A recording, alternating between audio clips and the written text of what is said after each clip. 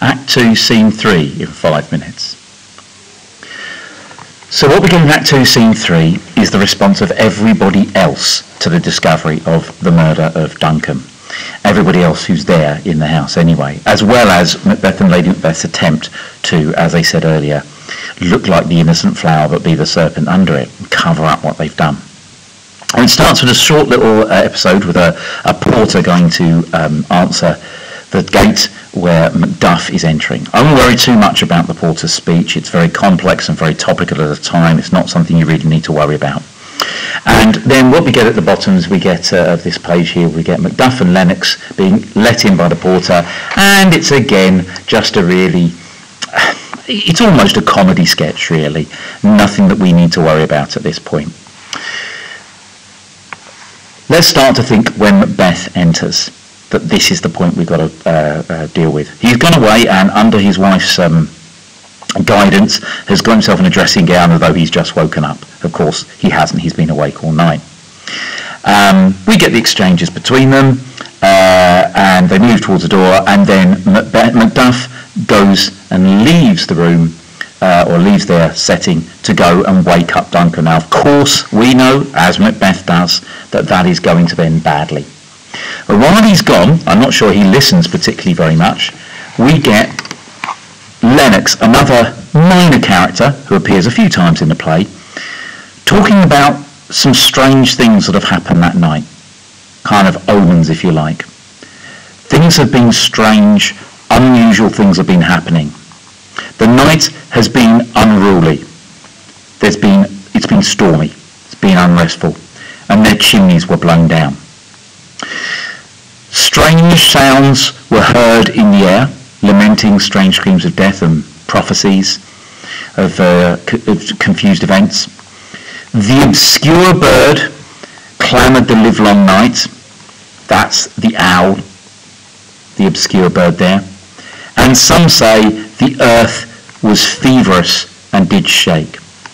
Okay, so essentially an earthquake.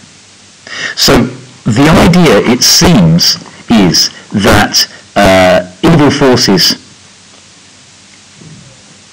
have been running wild all night. All these things are associated with them. The bird, the owl, was thought of as a harbinger of death or of evil anyway. And to hoot all night long suggests that evil has the dominance there. But that's not interested. It's a rough night. He's thinking about what's going to come. So, what we do then get is we get Macduff come back in with his response. His genuine upset at what has happened. He's discovered the death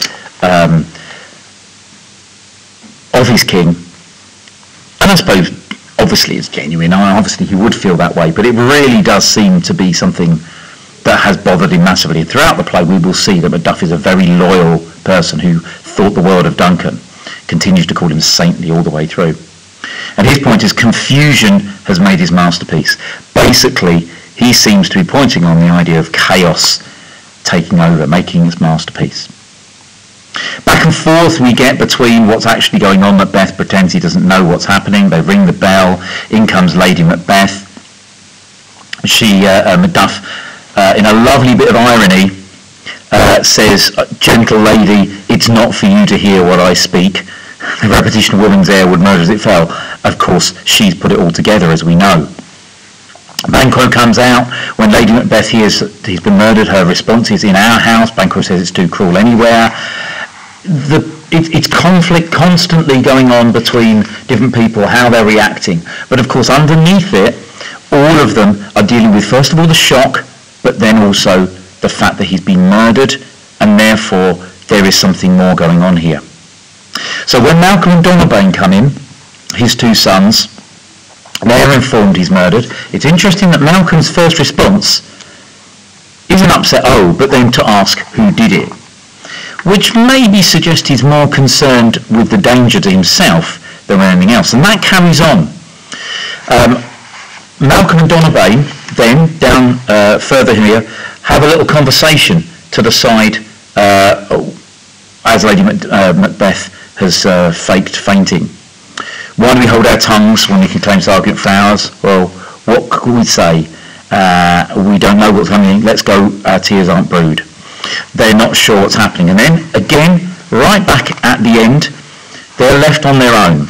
And they make the decision here. They're aware that somebody has killed them, and that person is, somebody has murdered their father, and that person is here. And they're next.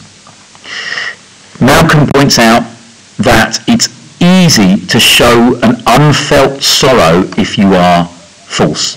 So if you're a liar, it's easy to show that you don't really feel, to show an emotion you don't really feel. So we can't trust anybody else.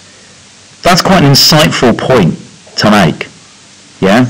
We don't know who we can trust in here.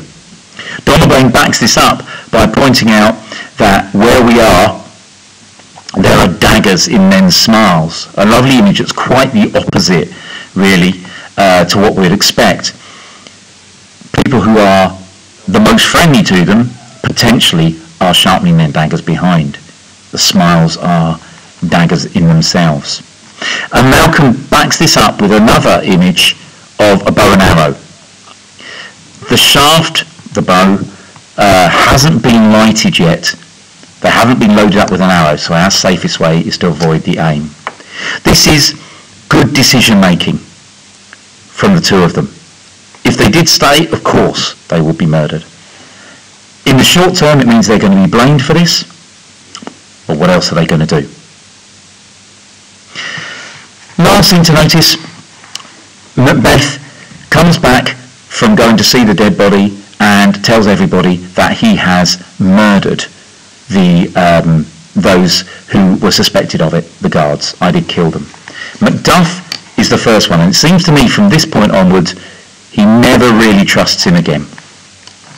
Macbeth goes then off on one in a great deal of depth about why he did it, going a bit over the top, until Lady Macbeth manages to interrupt him by faking a faint so that he basically has to shut up.